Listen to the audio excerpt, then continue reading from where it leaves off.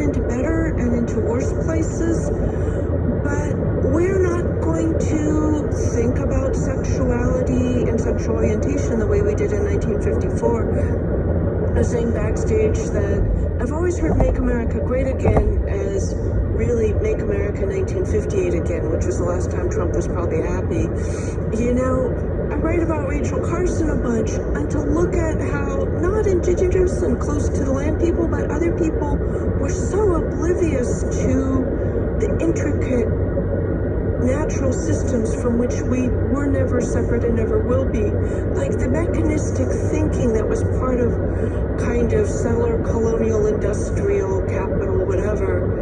Like, we have changed so profoundly.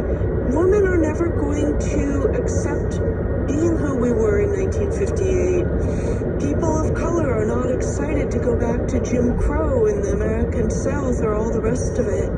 And so they cannot make it run backwards. How it will run forwards, again, is something we're deciding all over the world, not just in the US. All over the world, you know, we're seeing a kind of new, enraged, paranoid right that is promising that you can subjugate women, people of color, queer people, trans people. You can forget about nature. You can just destroy it wholeheartedly. It never worked well. It definitely doesn't work. And it's definitely not what the majority believes. As we chant a lot in the US, we are not going back. And we do not know what we're going forward into, but we are not going back.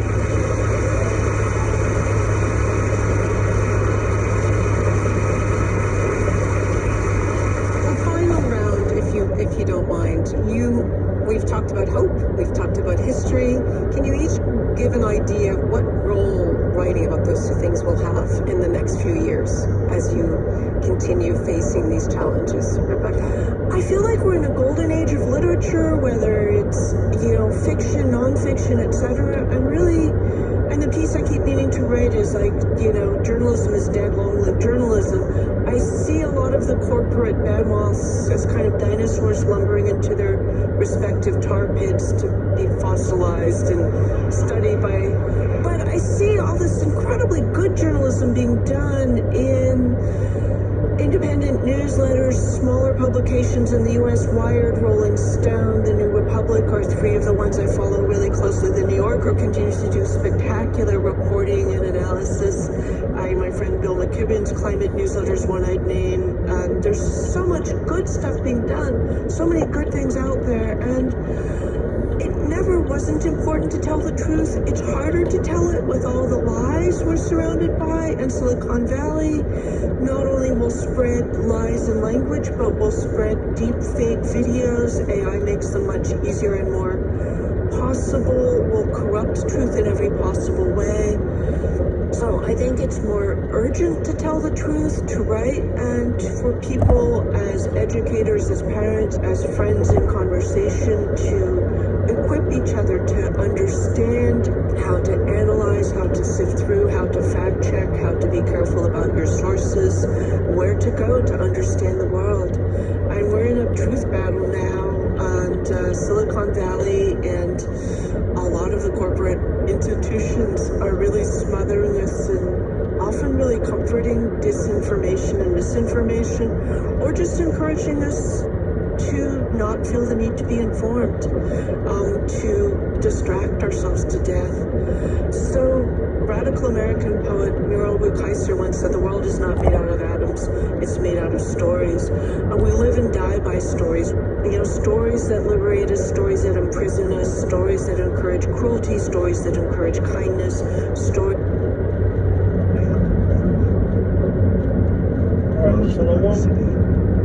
Shalom to the Misharolo, Kal Layla, Allahayana Wa, Yahweh, Bahashem, Yahabashai, Bahashem, Kahakabash. My name is Gabaga, the election, the cabinet property in Toronto. Okay, this truth. Alright, as you can see from the video, I just, the video explained, these people, are really tired of this tyrannical rulership that they're under.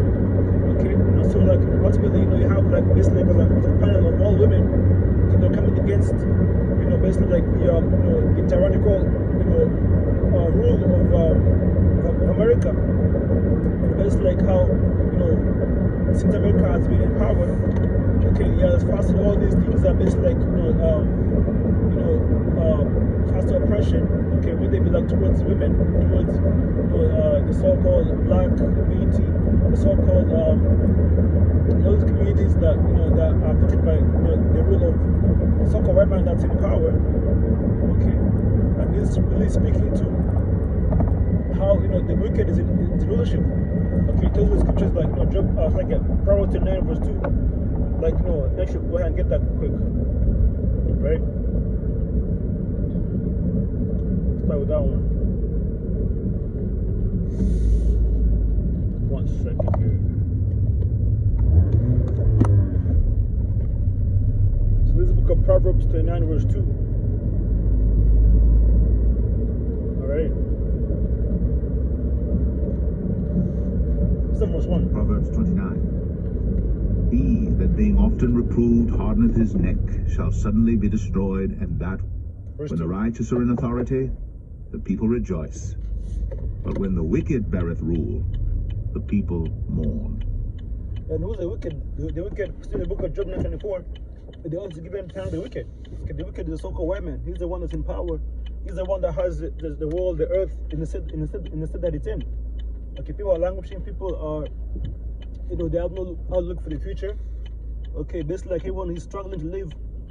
All right, and they're all under this tyrannical rule of the so-called white man. And now Trump being in power, okay, he has ultimately, he has definitely,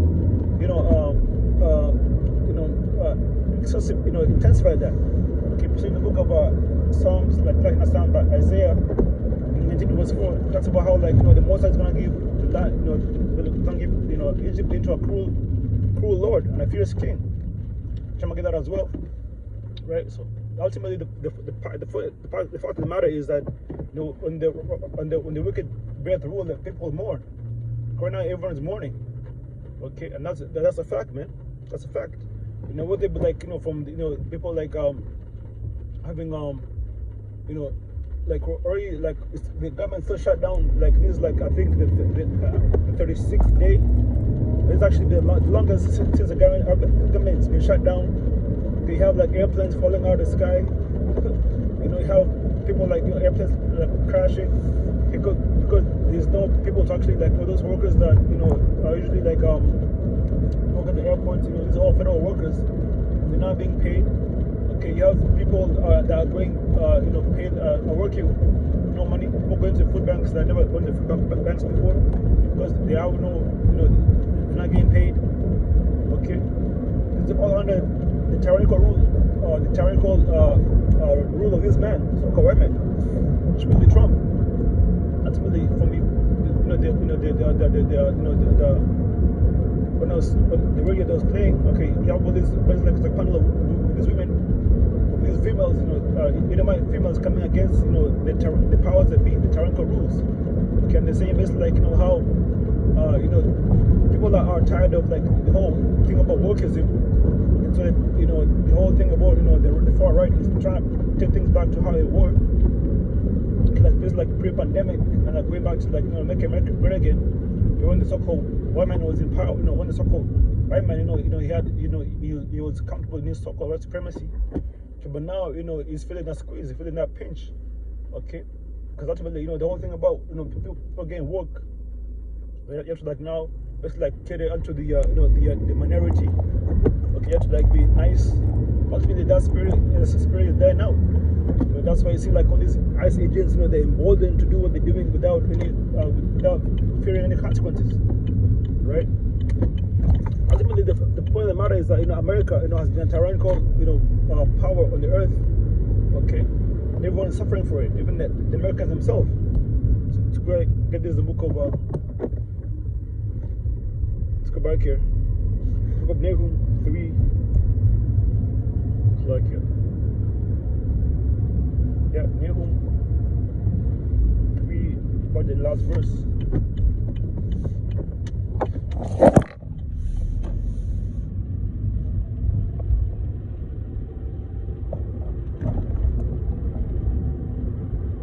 Nahum 3. There shall the fire devour thee, the the sword shall cut thee off. It shall eat thee up like the cankerworm. Make thyself, thou hast multiplied thy merchants above the stars of heaven. The cankerworm spoileth and flieth away. Thy crown are as the locusts, and thy captains as the great grasshoppers, which camp in the hedges in the cold day. But when the sun ariseth, they flee away, and their place is not known where they are. Yeah, basically, it's you don't be having like all these in every country he has like these like he has like a he has like how you call it, he has like all these military bases in all these countries. He has an embassy in every country, and it's always basically like it's always like in other people's businesses, right? Basically like it comes in, steps in, takes over the the economy of a country. Okay, if anybody opposes him, they get taken out, right? Then he puts up like puppet leaders to do his bidding, right? This is common to see. Slumber, O king of Assyria. Thy nobles shall dwell in the dust. Thy people is scattered upon the mountains, and no man gathereth them. There is no healing of them. Here's the point. Thy wound is grievous. Thy shepherds slumber. There is no healing of thy bruise. Thy wound is grievous. There's no All healing. that hear the... There's no healing of the state of America. America is done, man. There's no even like this guy Mamdani, that won the state of New York, or the mayoral race of New York. Okay, it's not gonna make anything better. Okay, there's no healing for their bruise. Okay, talking about America. America is done, man. Okay, America is finished. America is is out of here, right? There's no one that come into step in the office to make things better. Okay. Shall clap the hands over thee, for upon whom hath not thy wickedness passed continually? Yes, right. There's no country, okay, there's no state that America's influence has not been felt, right? Even the Americans themselves, they're complaining, they're crying. Let me go ahead and get this book of Isaiah 19, going to the cruel Lord, right?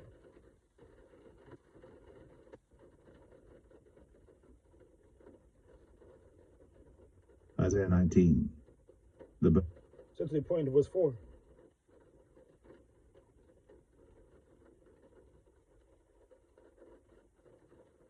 And the Egyptians will I give over into the hand of a cruel lord.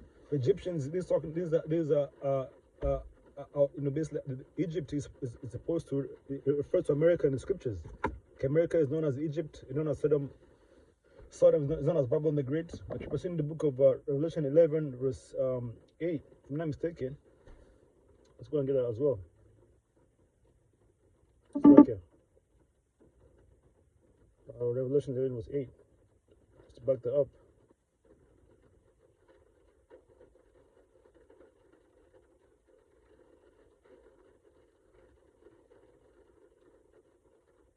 Let's do verse 7. It's verse 7.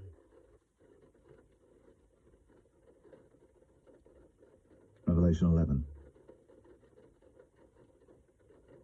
Their testimony, the beast that ascendeth out of the bottomless pit, shall make war against them, and shall overcome them and kill them. And their dead bodies shall lie in the street of the great city, which spiritually is called Sodom and Egypt. That's a great city, America. Okay, that's where our people, specifically, the Southern Kingdom, the Negro tribes, that's where our people have been, basically like, been a target. Okay, on the streets, like what they be from the cops, what they really, be the propaganda that's always, targeting the so-called black man. Okay, that represents our people. Okay, our people have been. Right, the dead bodies, right, shall lie in the great city. Basically, our people that being in a dead state of mind, not knowing who they are, being fed these lies daily, right? So that's America. Let's go back here, right? Let's go back to the book of Isaiah. So that cruel Lord, Trump is really, is like, that's Nero 4, like the elder apostle to her, been saying, Nero 47. That's a cruel Lord, right? A tyrannical leader. These people are suffering for it, man. So back in Isaiah 19. Isaiah 19. Nations will I give over into the hand of a cruel Lord, and a fierce king shall rule over them, saith the Lord of hosts. That's Trump, and it's only getting worse and worse, Right now, he just came out that's going to start basically testing for, for these ICBM missiles. That's his, that's what he's trying to do. Basically, see how Trump, see how Russia and all these other countries, they're testing their missiles, they're making the arsenal is on point. Trump came out and said that he's going to start testing, the American weaponry as well. Okay, that's going to take away from, from what people need. Here these people are, people are hungry. Okay, people are, struggling. Trump's going to ignore that and go straight towards the military. It's a cruel Lord. Ultimately, that Lord Yahweh is going to come in. Okay, that's the only person that's going to make things better. But for that to happen, this man has to be taken out. Let's go and get that.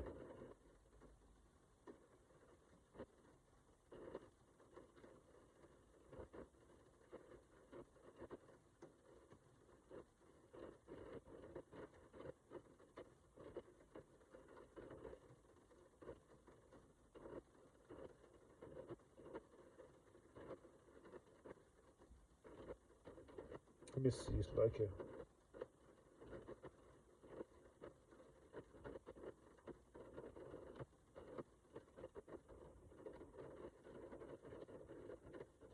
Yeah, there's a book of Ecclesiasticus, already apocrypha. Ecclesiasticus 10 verse 4, and it reads, the power of the earth is in the hand of the Lord. Okay, so like we just read how the Lord will give over the Egyptians into a cruel Lord. So he's the Most High is the one that set up Trump. Okay, but in due time is going to, and with Trump, people are languishing, people are suffering. Okay, the earth is mourning, right? Right? It says the power of the earth is in the hand of the Lord, and in due time he will set over it the one that is profitable. That's talking about Lord Yahweh Shai. Okay, the King of Kings. He's the one that's going to come in and set things right. He's the one that's going to come in and fix everything. He's the one that's going to come in and basically, renew the earth. Okay, it tells you in the Peters, we look for heaven and we look for heaven and earth wherein dwelleth righteousness. Okay, so this place has to be has to be taken away. This current rulership, power structure has to be taken out. Okay, the power structure of the so-called white man, Esau, Edom, has to be taken out. So that righteous power structure, beginning with Lord Yahweh Shai, okay, his kingdom, is to be established. That's when people are going to get peace, get rest. Ultimately, people are going to be joyous again. Okay, basically like a movie, when tyrants get taken out, and then people live, and then the protagonist, gets the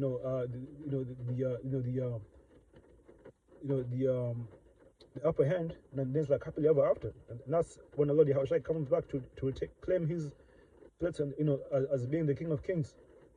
Ultimately, that's when things are gonna get better. But until then, okay, it's only gonna get worse. Okay, it's gonna get worse. People are going to suffer more, and that's why I constantly preach for Lord Yahweh to come back. You see. So I'm going to say, Brother Yahweh, Brother Yahweh, I want to say, come, Shalom, Shalom, Shalom,